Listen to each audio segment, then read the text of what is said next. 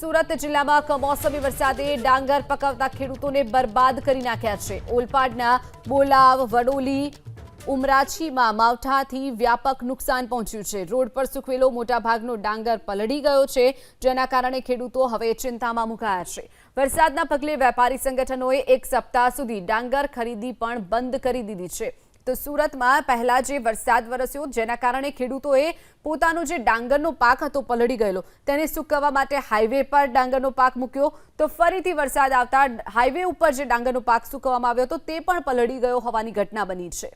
કમોસમી વરસી રહેલા વરસાદે ફરી એકવાર છે તે ખેડૂતોને રડાવ્યા છે, અને તે પણ ખાસ કરીને ડાંગર પકવતા ખેડૂતોને। દ્રશ્યોમાં જે જોઈ શકાય છે તે ઓલપાડ તાલુકાનું બોલાવ, ઉમરાછી, વડોલી ગામના ખેડૂતો છે, જેઓ હાલ છે તે પોતાનો પાક બચાવવાનો છે તે સતત પ્રયાસ કરતા નજર આવી રહ્યા છે। ખાસ કરીને 10 દિવસ પહેલાં પડેલા માવઠાને કારણે છે તે ખેતરોમાં અને ખેતરમાં જવાના રસ્તા પર છે તે પાણી ભરાઈ ગયા હતા, અને જેને લઈને ખેડૂતોએ ડબલ મજૂરીનો ખર્ચ કરીને છે તે આ પાક બહાર લાવી અને રોડ પર સુકાવા મૂક્યો હતો।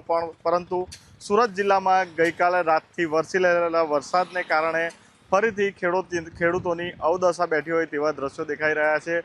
જે પાક રોડ પર સુકવ્યો હતો, ડાંગરનો તૈયાર થઈ ગયેલો પાક, તે ગઈકાલે રાત્રે જે વરસાદ વરસ્યો હતો તેના કારણે સમગ્ર પાક છે તે પલળી ગયો છે।